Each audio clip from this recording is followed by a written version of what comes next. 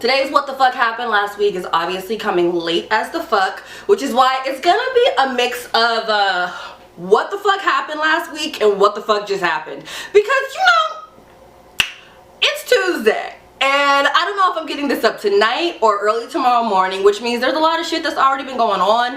And it just kind of doesn't make any sense for me to literally only talk about last week's topics when, child, a lot of stuff just happened yesterday. Shoot. So anyways, let's get local shit out the way first. Nate Robinson. So first and foremost, I didn't even know that this fight was a thing. Okay, like I knew that Mike Tyson was supposed to be fighting, but I didn't actually know about Nate Robinson. I don't really pay attention to boxing like that. I didn't plan on watching the Mike Tyson thing, so I was just kind of like, whatever. Either way, I start getting hit up by different people, and all of a sudden, I go online and I see the whole city is having a moment. And not only is the city having the moment, the freaking entire United States is having a moment, because not only did he get knocked the fuck out, I'm sorry, it is what the fuck it is. You got Snoop Dogg in the background with the fucking commentary. When I first watched the clip, it was silent, okay? I watched it silent and my first thought was, damn, I hope he's okay. Because it looked, I mean, obviously it hurt, but like, you know when sometimes you see some shit, you're just like, damn, is he gonna be alright? That was my thought. Then I turned the sound Then I turned the freaking sound on. When I turned the sound on, it went from me being worried about him being okay, like obviously he's okay, he's on social media. It was Snoop Dogg! But Snoop Dogg is singing the hymns. He's trying to get Lord! That's it! Mamma Mia, the problem child proven to be a big problem for Nate Robinson. And that is what did it for me. At the end of the day, everybody in Seattle and Tacoma was being mad shady. South End people was talking about he's from Tacoma now. Child, I'll show you the thread on my own damn page. I posted, leave Nate Robinson alone. He did his best. You got people in the comments talking about, why is everyone saying leave Nate Robinson alone? First and foremost, because we want to, just like some of you motherfuckers want to be out here just plain talking shit. So if y'all could just be out here freely talking shit, what is wrong with us saying leave him the fuck alone? That's number one. And number two, no shade, I don't fight. I do my best to mind my own goddamn business. But I've seen a lot of you guys get in some nasty ass fights for free on WTF and get knocked the fuck out for free. Probably didn't even get a freaking ice pack for that damn nose of yours. It's the principle for me. And I don't necessarily know the whole premise of why they were in the fight, but my whole thing is everyone's like, oh my god, he's not even from here anymore. Be happy that someone from your area was even able to be on that type of a platform. At the end of the day, he's still a freaking legend, so him getting into a ring, doing something that he doesn't even doing and losing, now you guys want to talk shit? Child, look. And this is why, although I am from Seattle, raised in the city, child, I mind my goddamn business. In other news, the Soul Train Awards was like, what, Sunday? It was actually kind of cute. I didn't watch the whole thing. I did see Brandy's performance. I seen Ella Mae's performance. I seen Jasmine Sullivan's performance and Monica. My favorite one had to be Monica. I'm sorry. Jasmine Sullivan's was cute. I've definitely missed her voice, but the swagger, the edge, the elegance that she brought all into that stage in one moment. I think she's a Scorpio. If she is, it makes sense. Hey girl. All in all, I think it was a cute distraction from this damn pandemic that we're in, because no shade, unlike you guys out there in Atlanta and in Texas, we're actually in a lockdown here, okay? If I go to the grocery store, I have to put on a fucking mask. I went to Dick's the other day. For those of you that do not know, it's a restaurant in Capitol Hill, okay? I went to Dick's to get me some french fries, and I'd been drinking, so I had my mask, but I didn't have it on. She goes, do you have a mask? Sorry, damn. Mind you, there's a glass between us. You know what I'm saying? So it's just a little different out here. It's a little different out here. Anywhoots, it was nice to actually watch the Soul Train Awards because they actually had a little bit of an audience in there. I've been noticing different award shows are slowly but surely starting to have more people there. What was the one that Taraji P. Henson ended up doing? I don't remember. But she didn't have a... She didn't have an audience down below with her. The audience was up top. But the point is, you were actually able to hear live cheers and claps and shouts rather than, you know, the recorded shit.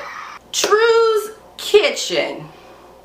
Child. First and foremost, what really annoys me about media, specifically Instagram as a whole, is that a story will come out, you will get one part of the story, and then everybody just runs rampant with it. Nobody does any extra research, no one checks any hashtags to see if anyone else was there, if there was another angle, none of that shit. Everybody likes to take one clip and they run with it. So I saw this video a couple days ago and I watched it on silent and I was like, child, I'm busy. I'll watch this shit later.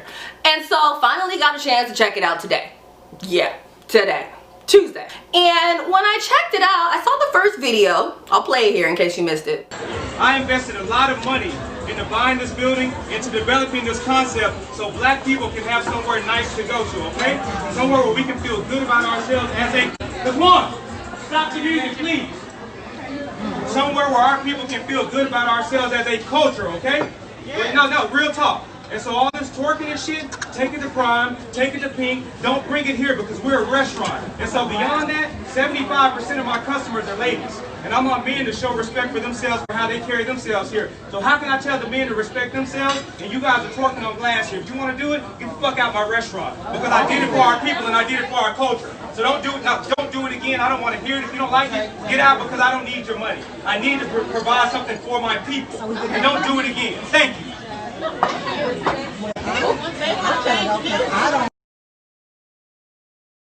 Now, I don't know about you, but I've been known to dance a little bit in restaurants, but to my recall, because child, sometimes we do things that we don't remember when we're drunk. To my recall, I've never actually got up, stood on a table, put my hands on the glass in a nice restaurant and started twerking.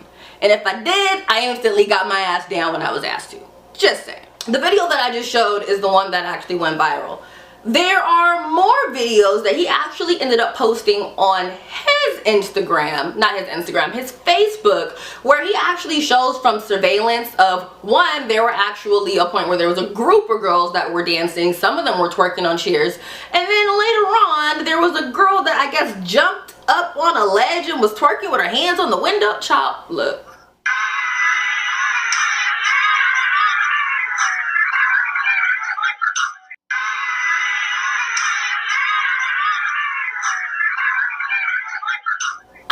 Necessarily blame him for being that frustrated because apparently he'd actually told them, or at least nicely asked them, to not do that a time or two before.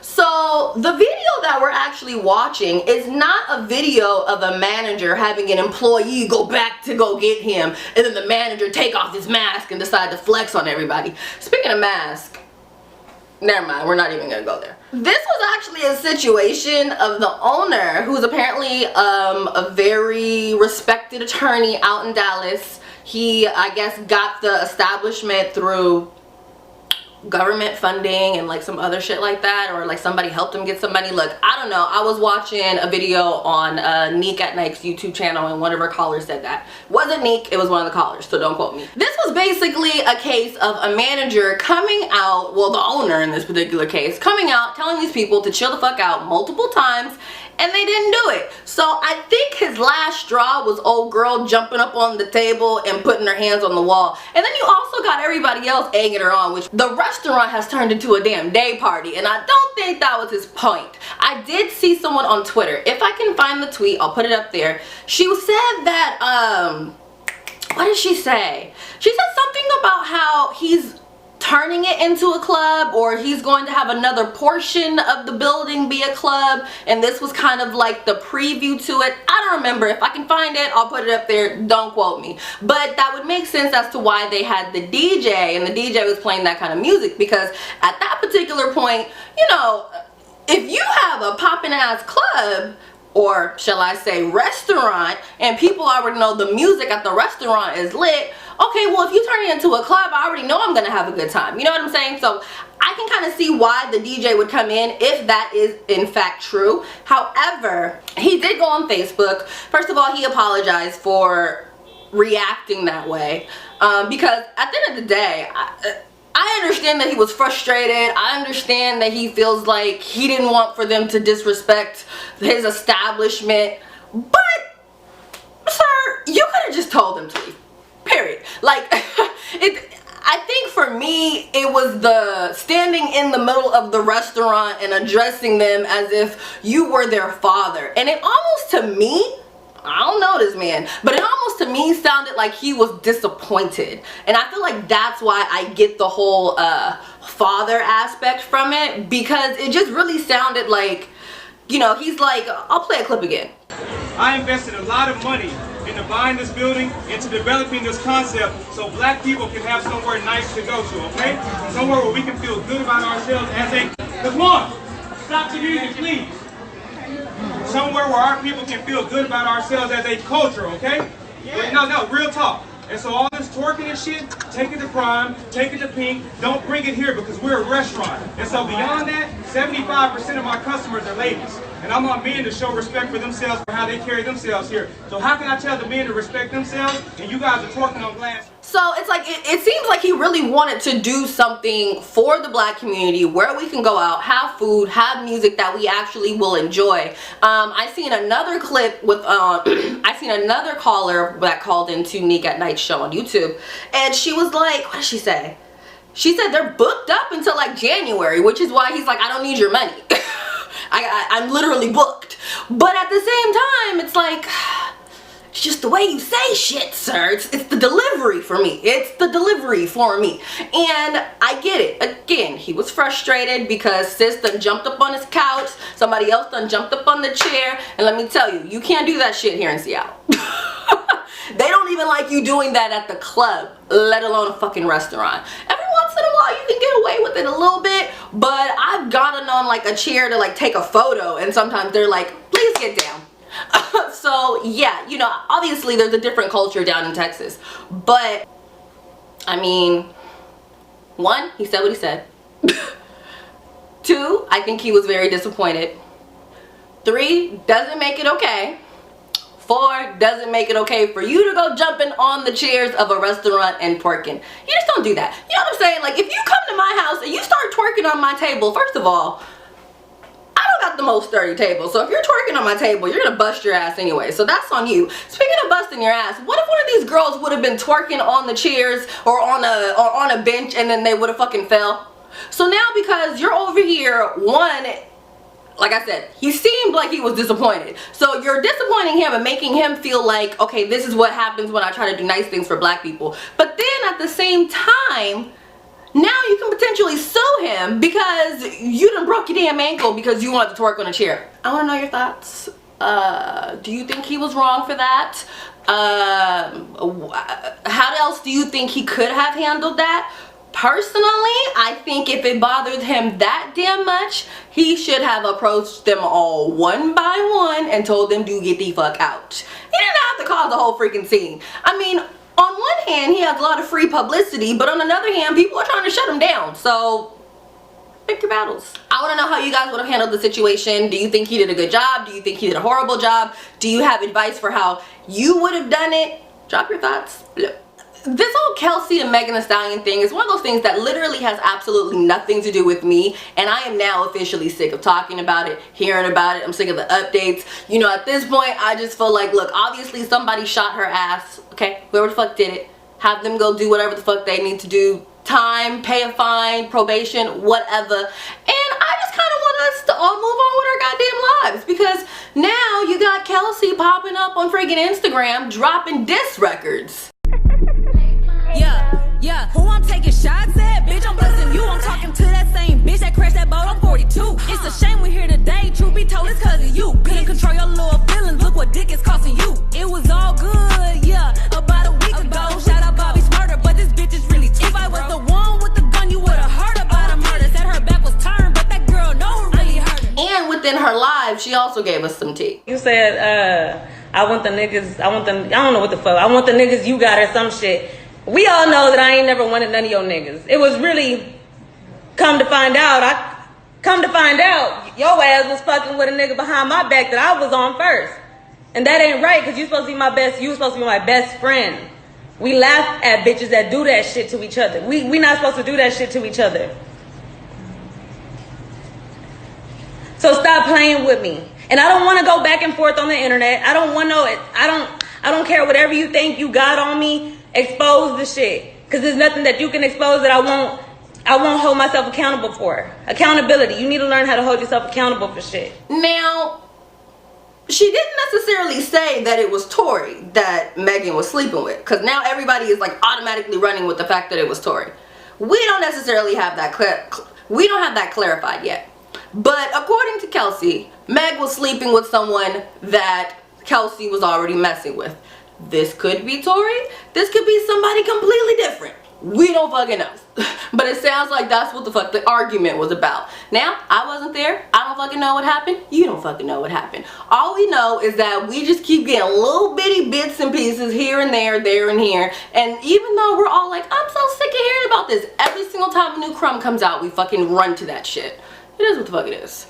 Cause just like me, I'm like, oh my god, I'm sick of talking about it. As soon as something comes out, you already know I'm getting into it. The Grammys. You know, I really don't have much to say about the Grammys. I feel like we have this conversation every single year. The Grammys rigged, the Grammys is biased, the Grammys are payola, this person didn't get this Grammy, this person doesn't deserve that Grammy.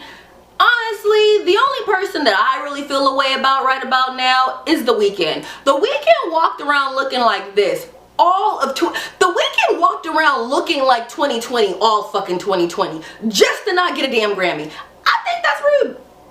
I think that's rude. I think that's disrespectful. And I think that, you know, that should have been written in there somewhere. Like, what the fuck? You know what I mean? Like, I don't remember what the Billboard posted, but they said something about one of his songs being like somewhere in the top, or one of his albums doing something record breaking, and yeah, he didn't get a fucking Grammy nomination. Like, what do you have to do to get a Grammy nomination right about now? And then for that matter, you know, apparently Cardi B did not submit WAP. So I'm guessing that The Weeknd submitted his music, his album, etc. I mean, I'm not walking around with this if I'm not gonna fucking submit for a goddamn Grammy. But at the same time, you do have some artists saying that they don't matter, but I feel like prizes are relative, you know what I'm saying? Like, if you are someone that feels like a Grammy doesn't matter to you, that's cool.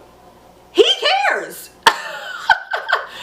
You know, if we say we were in the same fucking hotel, this is so freaking simple, but whatever. Say we were staying in the same hotel and there was no coffee, but you don't drink coffee, so you don't give a shit. Well, I drink coffee, so I'm pissed. Now I gotta freaking go find a Starbucks or something when they should have just had the goddamn coffee up here in the freaking first place. It's a freaking hotel. Hotels should have coffee. In this particular case, The Weeknd deserved at least a damn Grammy nomination. Let me tell you something. As a radio host, I have to play a lot of The Weeknd on a daily basis. So for me to have to play him so damn much and him not even get a Grammy nomination, I'm just like, what the fuck is going on over there? Period. But either way, I want to know your thoughts. Who do you think actually should have gotten a Grammy nomination this year, and who do you think should not have gotten a Grammy nomination this year? Like, everyone's talking about Young Thug, Lightweight dissing Andre 3000. I'll play the clip. I can't rap you 200, 3,000 songs. I ain't never paid attention to him. Never in my life. You crazy. You missing out. Right. You missing out. Y'all need to work together. That's what you, hey, look. That'd be crazy. We most definitely Yo, be crazy. motherfucking next move. Just like you went and worked with Elton John, nigga. But Elton John was like, more like, Elton John, the difference from Elton John and Andre is, Elton John, simplified. Elton John like to kiss ass. Andre like his ass kiss. Elton John like, hey, I love you. I remember your first song. I remember Gucci first song. When is Guap getting out? Like, he just more of like a fan type of nigga, to the point where it's like, I'm like, nigga, let's do music. He like, nigga, bet. Andre more like, yo, this is the secretary. Like, hey, tell that nigga this thug, nigga. Why you gotta talk like that, though? Fuck wrong, don't get on the fucking phone, nigga. You know what it is? He told you stupid ass answer. You answered it. See, that's what it's more like that, nigga. We from Atlanta, nigga. Here's the thing. I found this. Okay? I was watching Lovely Tea and I found this. So, whatever, sir. We're gonna end this with Clubhouse. Clubhouse is a new emerging app that I had no clue about for a while. it's now not only been brought to my attention, but everybody else's. So here's the thing. It's technically like...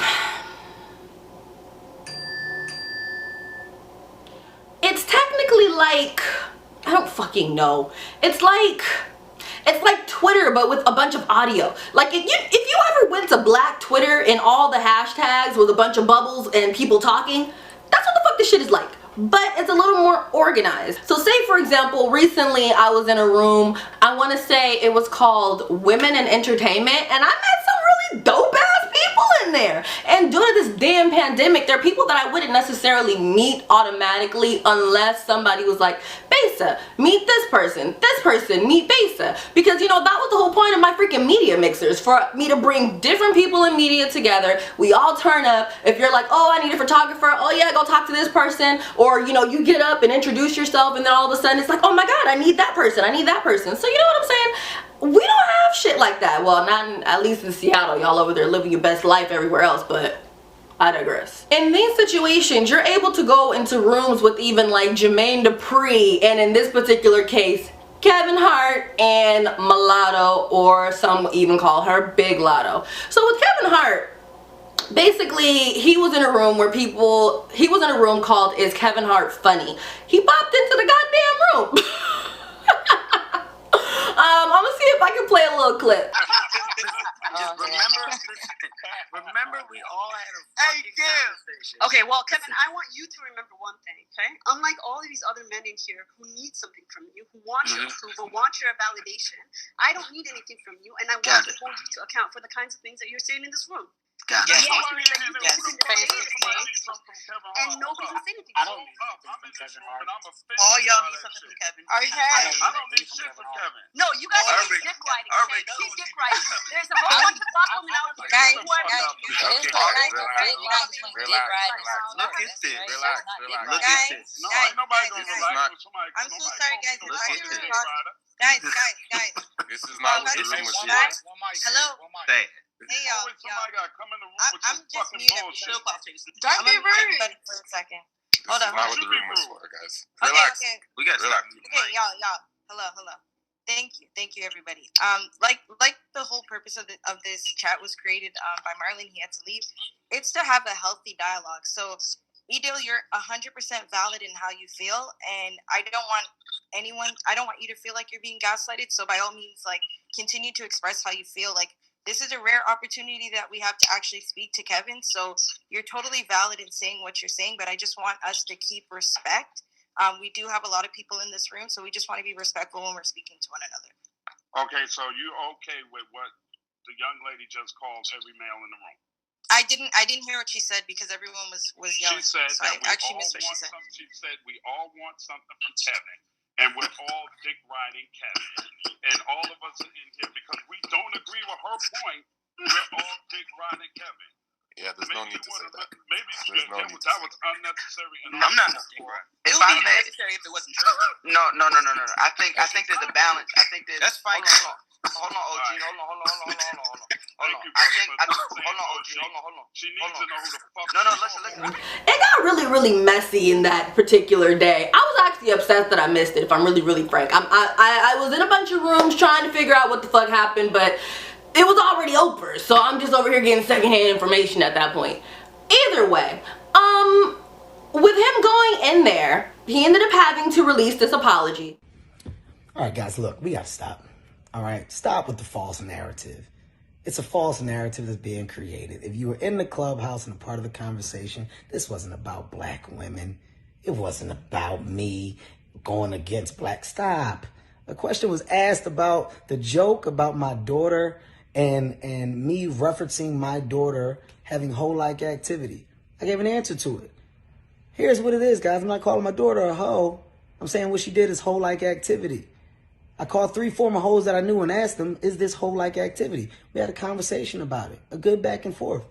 There was never a black woman and black man back, never. So stop with that false narrative first and foremost. Also understand, guys, there is no other way to market or promote because we're in a pandemic. I can't go and do the talk shows that I once did or go out and do the public stunts. I have no other way to market and promote except to go viral. I have to create conversations, generate back and forth. That's the marketing and promotion attached to my Now special. It's common sense here, guys. Marketing, promotion. That's why I was in Clubhouse. Marketing, promotion, conversation. Hence, it leads to streams. So if you haven't seen it, go see it. Zero fucks given, streaming now. But stop with the false narratives and the clickbait and the back and forth. There wasn't no comparison to Barack and Oprah, the shit that I'm seeing. Stop. Stop it. Stop it. False narrative. Marketing, promotion, conversation. Zero fucks given on Netflix now. Point blank. Stop it. But go stream it. Okay. I watched Zero Fucks Given. I thought it was cool. Was it his funniest? Hell no. Was it horrible? No. It gave me a chuckle. I've watched it a couple times. It's kind of more so of those comedies where you don't really watch it, smoke, and then think you're gonna crack up the whole time. It's kind of something that I more so turn on if I'm cooking, and then it's in the background. Every once in a while I get a little bit of a chuckle. Now, there is a joke in there that he talks about his daughter and says his daughter's a hoe. But then at the end of it, he wakes up in bed and says something like, oh my God, I just had a bad dream. I was saying all types of things I would have never said. I said that my daughter's a hoe. I would have never said that. I said I was at Seinfeld's house. I've never been to Seinfeld's house. So I don't really know what the heck that was. Like, for all we know, that could have been like a freaking movie skit for all the fuck we know. Like, I don't know. Honestly, the ending confused the fuck out of me. Either way. I just happen to be one of those people that can separate the artist from the art. Kevin Hart is fucking gonna be Kevin Hart. He's gonna say what the fuck he wants to say. People were saying, why were you in Tiny Chat? He was in Tiny Chat to freaking promote his shit. I don't necessarily think he thought it was going to be promoted in that way, but at the end of the day, whether people want to admit it or not, there are definitely people out there that had not watched it, heard all this hoopla about what he apparently said about his daughter, and went to go watch it because they needed the full context. Good marketing to me. And also I heard that he's like has some investment within Clubhouse, so I'm sure he pops in a lot. And then you also had one where apparently, I didn't see anything about this. I haven't been on Clubhouse today, but apparently she jumped in a room and then said that I'll put it up. I don't remember and I don't have time to look for it. Either way, if those are her thoughts, those are her thoughts. Sometimes I feel like we all want some people to see our points so damn bad. Whether or not they are or they are not right, I don't have the time or the energy to sit here and be like, you're wrong. How could you think that? Child, just unfollow her on Instagram and go on about your damn day. Simple.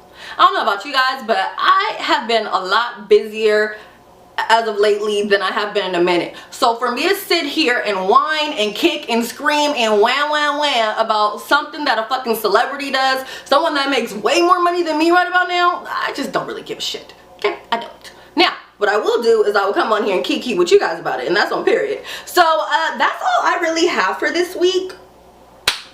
Oh, Future apparently has a new girlfriend. She's cute. That's all I got for this week. I will be back next week, so I guess that you guys will get one a little bit earlier. If anything super pressing happens, I'm just gonna do a WTF just happened type video. Cause sometimes things be like, yo, we can't wait till next week. We gotta talk about. But yeah, I'm about to record my night show. If you're in Seattle, make sure that you are listening to me on Q93.3, based at night, 7 p.m. to 12 a.m. Monday through Saturday. And if you're not local, all you have to do is download the iHeartRadio app and type in Q93.3. Hi, I'll be there. 7 p.m. Pacific Standard Time. Anywhoots, so yeah, I am going to end this, edit this, record my show, and hopefully be asleep before 2 a.m. We'll see. And while I have you here, I need a new wig. So if you make wigs and you want to work together, hit me. I'm looking for a new orange one, and I'm also looking for a blue one. Okay? DM me.